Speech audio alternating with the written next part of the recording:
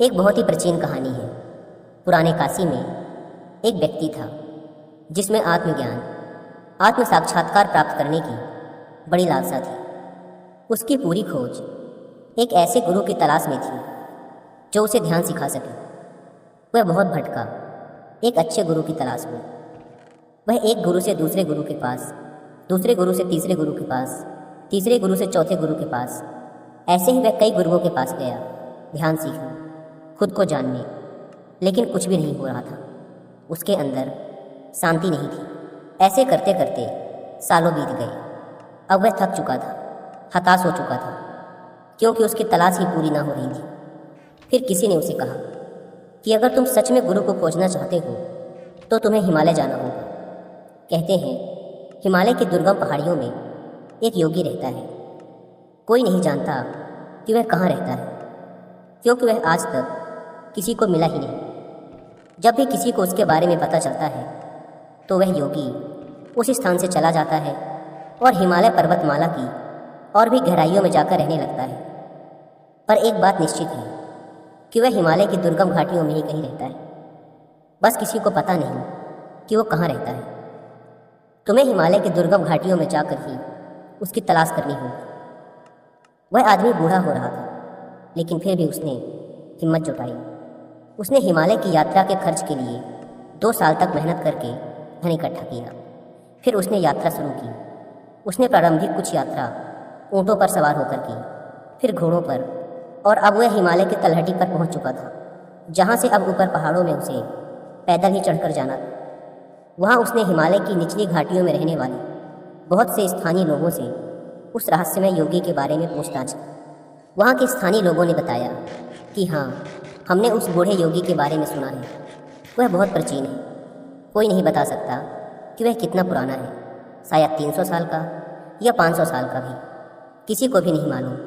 वह इसी हिमालय पर्वत में कहीं तो रहता है, लेकिन जगह आपको नहीं बताई जा सकती, क्योंकि हम में से किसी को भी इस बात की जानकारी नहीं है कि आप उसे वास्तव में कहाँ पाएंगे।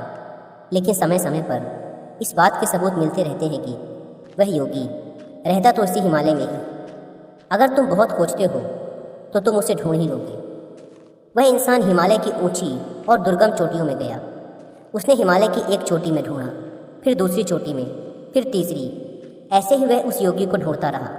2 साल बीत गए उसे हिमालय में घूमते हुए, लेकिन वह अब भी उस योगी की खोज में लगा हुआ था। वह ढूंढे ही जा रहा था। बस उसने खोजा और खोजा और खोजा।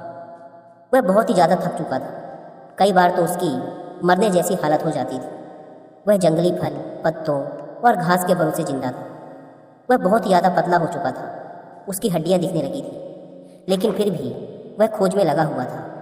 उसका इरादा पक्का था कि उसे उस रहस्यमय योगी को खोजना ही है, भले ही इस खोज में उसकी जान ही क्यों न चली जाए। यह उसे मंजूर था। लेकिन क्या आप सोच सकते हैं कि एक दिन उसके साथ क्या हुआ? एक दिन उसने एक छोटी सी झोपड़ी, एक घास की कुटिया देखी। वह इतना थक गया था कि वह चल भी नहीं पा रहा था। वह लगभग घिसटते हुए उस कुटिया तक पहुंचा। उस कुटिया में कोई दरवाज़ा नहीं था। उसने अंदर देखा, अंदर कोई नहीं था, और उस कुटिया को देखकर ऐसा लग रहा था जैसे सालों से उस कुटिया के भीतर कोई नहीं था। उस इंसान को लगा कि वह योगी अब इस दुनिया में नहीं रहा। आप सोच ही सकते हैं कि उस इंसान को अपनी कितनी बड़ी हार महसूस हुई होगी। वह जमीन पर गिर पड़ा। बड़ी थकान से उसने सांस बाहर छोड़ते हुए कहा, मैं हार मानता हूँ। वह वहाँ हिमालय की ठंडी हवा में सूरज के नीचे लेटा हुआ था। अब उसके अंदर से किसी भी प्रकार की तलाश की सारी आशा खत्म हो चुकी थी। सारा विचार खत्म हो चुका था। वह बस शांति से लेटा हुआ था, और ज़िंदगी में पहली बार उसे इतना आनंद महसूस होने लगा था। उसने कभी ऐसा आनंद न चखा था। अचानक उसे हल्कापन महसूस होने लगा। अचानक सभी विचार गायब हो गए। अचानक उसे लगने लगा जैसे वो इस दुनिया में ही नहीं है। उसका शरीर और उसकी आत्मा 2 अलग अलग चीज़ें हैं।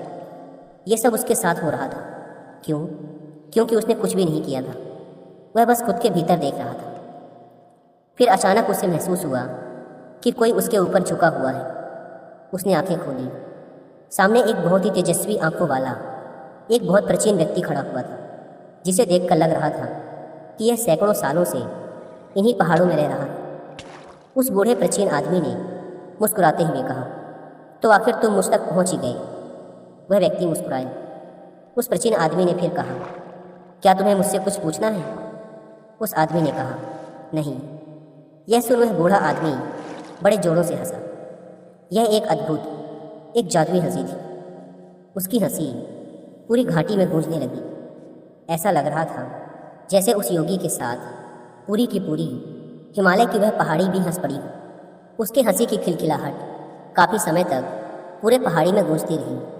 फिर उस बूढ़े योगी ने कहा, तो अब तुम समझ गए कि ध्यान क्या है? उस आदमी ने जमीन पर लेटे हुए ही उत्तर दिया, हाँ, मैं समझ गया। दोस्तों, अगर आप हिमालयन योगियों के बारे में और डिटेल में जानना चाहते हैं कि वो इतने ठंडे में कैसे रहते हैं, क्या खाते हैं, कितने घंटे ध्यान करते हैं, तो इसके लिए मैं आपको एक बुक रिकमेंड करूँगा जिसका नाम है apprentice to a Himalayan master. अगर आपके पास बुक पढ़ने का टाइम नहीं है तो आप इस बुक की हिंदी में बुक समरी सुन सकते हैं कुक्कू FM ऐप पर। यह बुक एक भारतीय योगी की ऑटोबायोग्राफी है जिसमें उन्होंने बताया है कि कैसे वे 19 साल की उम्र में केरल से होकर बर्फ की चादर से ढके हिमालय पर पहुंचे, जहां उनकी मुलाकात एक असली हिमालयन योगी से होती है, जिनके साथ मिलकर फिर वो अगले कई सालों तक हिमालय की एक गुफा में ध्यान करते रहे। कैसे वो केवल पत्ते और जंगली फल खाकर कई सालों तक बर्फ के पहाड़ों में रहे। एक पारंपरिक मुस्लिम परिवार से निकलकर एक लड़का कैसे बन गया एक योगी, इस बुक समरी में आप जानेंगे, जो कि एक योगी के जीवन की सच्ची कहानी है। कुक्कू FM की बात करें तो यह इंडिया का लीडिंग ऑडियो बुक प्लेटफॉर्म है, जहां पर आप अलग अलग फील्ड के हजारों बुक्स की ऑडियो बुक सुन सकते हैं, वो भी अपनी मनचाही लैंग्वेज में। नॉर्मली कुक्कू FM के पूरे एक साल का सब्सक्रिप्शन 399 रुपीज़ का होता है, लेकिन यदि आप डिस्क्रिप्शन एंड पिन कमेंट पर दिए गए लिंक से इस ऐप को डाउनलोड करके उसमें हमारा कूपन कोड WI50 यूज़ करते हैं तो आपको मिलेगा सीधे 50% का डिस्काउंट, और आप सिर्फ 199 रुपीज़ में पूरे एक साल के लिए कुक्कू FM के हजारों ऑडियो बुक का फ़ायदा उठा पाएंगे। लेकिन ये 50% डिस्काउंट वाला ऑफर सिर्फ पहले 250 लोगों के लिए ही वैलिड है, इसलिए देर ना करें। Link description and pin comment पर दी गई है। ऐप को डाउनलोड कर WI50 कूपन कोड का फ़ायदा उठाएं। आइए समझते हैं कि उस व्यक्ति के साथ ऐसा क्या हुआ कि जिस ध्यान को वह सालों में ना समझ सका, वह उसे एक पल में कैसे समझ गया।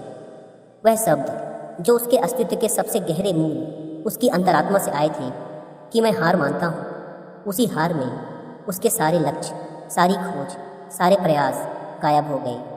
जिस क्षण उसने यह कहा, मैं हार मानता हूँ, अब मेरी तलाश खत्म हुई, उसी क्षण में वह वही व्यक्ति नहीं रहा और उस पर आनंद की वर्षा हुई।